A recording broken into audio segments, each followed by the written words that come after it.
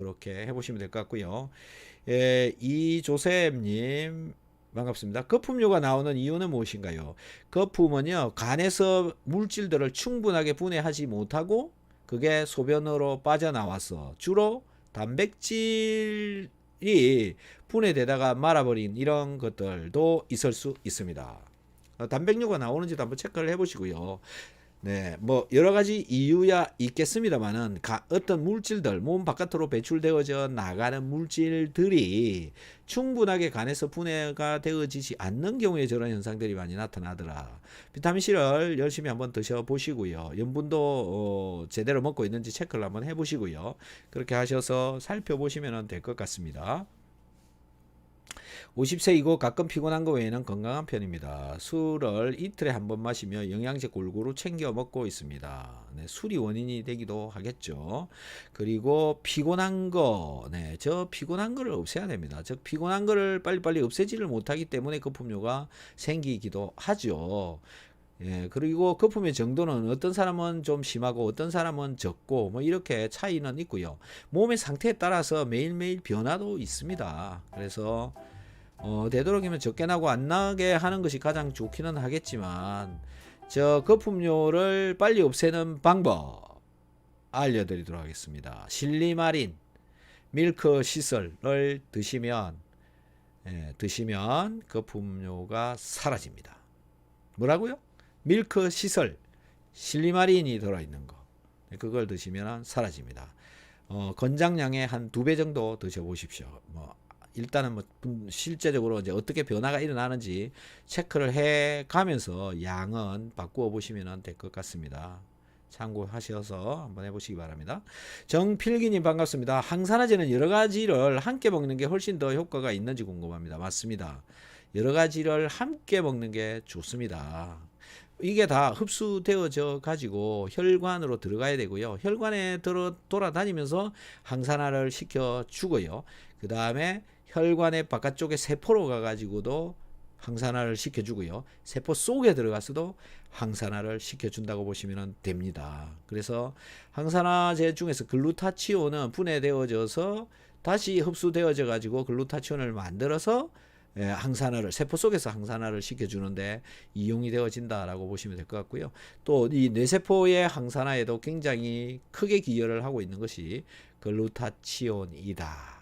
그래서 치매를 예방을 하시고 싶으시면 지금부터라도 글루타치온 열심히 드셔주는 게 좋습니다. 활성산소는 우리의 몸에서 굉장히 많이 발생하는데요. 그 양으로 제가 간단하게 좀 설명을 드리면 우리가 호흡하는 공기의 그 산소의 양이 하루에 16kg 정도 된답니다. 공기 16kg은 부피로 따지면 얼마나 많은지 상상이 되십니까? 16kg입니다. 네. 그 양의 약 5%, 800g에 해당되는 양이 활성산소로 발생한다라는 겁니다. 800g의 활성산소 온몸에서 발생한다라고 보시면 되는데요. 그 활성산소를 제거를 하는 것이 내 몸에서 만들어지는 항산화제 이런 것들이 제거를 한다. 그런데 그걸 제거를 하는데 비타민C가 공급이 되어지면 또 제거를 잘 하겠죠. 이 활성산소는 보통 전자 한 개씩 먹어야 됩니다. 그래야 바뀝니다. 그러면 전자 한 개씩 공급을 하는 그 항산화제의 양은 얼마나 많아야 될까요? 라는 거거든요. 비타민C 여러분 하루에 몇 그램 먹습니까? 10g? 20g? 6g? 이렇죠.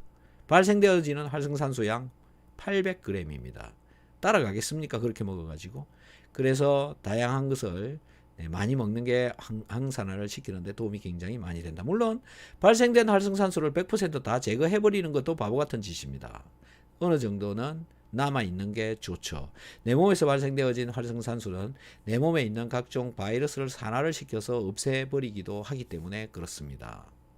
내 몸에 도움을 주기도 합니다. 그래서 다 없어져도 안 되는 겁니다. 그래서 활성산소를 없애는 영양제를 어느 정도, 즉 지금 말하는 5가지 정도씩 다 먹더라도 그걸 다 없애기에는 턱없이 부족하다. 이렇게 보시면 됩니다. 네. 자, 그리고 내 몸에서는요, 활성산소를 만들어내는, 제거를 시키는 물질을 또 끊임없이 만들어내기도 합니다. 그래서 그것도 사용이 되어집니다. 그래서 이제 적당히 잘 판단하셔야 되는데요. 그거는 항산화도를 측정을 해 보셔야 됩니다. 병원에 가서 항산화도 측정해 주세요. 그러면은, 네, 해 주는 데도 있고, 몰라서 안 해 주는 데도 있습니다. 그건 뭐 알아서 찾으셔야 됩니다.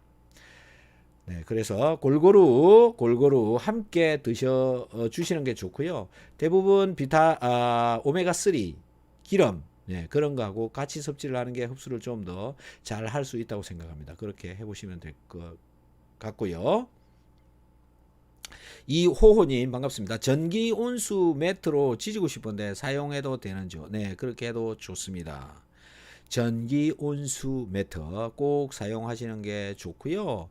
제가 보기에는 이제 저런 거보다도 뭐죠? 그 미네랄로 만들어진 돌 같은 거 있잖아요. 그런 매트류를 원적외선 매트 이런 거 아시죠? 그런 걸 사용하는 게 훨씬 더 효율적입니다. 물은 물 속에 들어있는 것은 물을 열을 올려야 되는데요. 그 물로부터 나오는 파장은 원적외선 파장은요. 돌, 맥반석 이런 걸로부터 나오는 원적외선보다 비효율적입니다. 자, 이렇게 보시면 돼요. 맥반석에서 고기를 구워 먹을 때 고기의 맛하고 그냥 일반 쇠로 된 곳에서 고기를 구워 먹을 때 하고 고기를 그냥 삶아 먹을 때 하고 고기 맛이 달라집니다. 이유는 뭐냐면은 열이 가해지면 단백질 분자가 잘 분해가 되어지고 단백질 분자가 분해되어진 것이 맛을 만드는 데 쓰이기 때문에 그렇습니다. 숯불에서 구워도 맛있어지는 이유가 거기서 빠져나오는 원적외선이 단백질을 잘 분해를 시켜주기 때문에 그렇습니다. 단백질 분해가 훨씬 더 잘 된다. 단백질 분해가 잘 되어지는 이유는 뭐냐면은 원적외선 파장이 다양하기 때문에 그렇습니다. 내 몸속에 들어있는 물질의 종류는 굉장히 다양하고요. 그 다양한 물질의 분자 운동을 시키려면 거기에 맞는 원적외선 파장이 필요합니다. 거기에 맞는 원적외선 파장이 다양한 파장을 내놓을 수 있는 게 뭐냐면은 다양한 종류의 물질이 들어있을 때 다양한 원적외선이 나오는 겁니다. 그러니까 물만 들어있을 때 빠져나오는 원적외선 파장보다는 다양한 물질이 들어있는 맥반석, 황토로 만들어져 있는 거 이런 걸로부터 빠져나오는 원적외선 파장이 훨씬 더 다양한 파장이 나올 수가 있고요. 그 다양한 파장은 내 몸에 여러 분자에 영향을 끼칠 수가 있는 거죠. 자, 그리고 전자파는 걱정 안 해도 됩니다. 자, 전자파에 대해서 다시 한번 말씀을 드리고 다시 원래 질문하신 것에 대해서 제가 답변을 드리도록 할게요. 여러분들이 지금 만나고 있는 모든 빛은 전자파입니다. 여러분 눈에 보이는 전부의 빛은 전부 전자파입니다. 태양으로부터 오는 빛, 그거 전부 전자파입니다. 여러분들은 지금 몸에 나쁜 것은 전자파라고 얘기를 하고 몸에 좋은 것은 전자파라고 얘기를 하지 않기 때문에 그렇습니다. 하지만 모든 빛은, 자, 빛이 뭡니까? 네, 가시광선, 네, 그 다음에 적외선, 그 다음에 자외선, 빛이죠.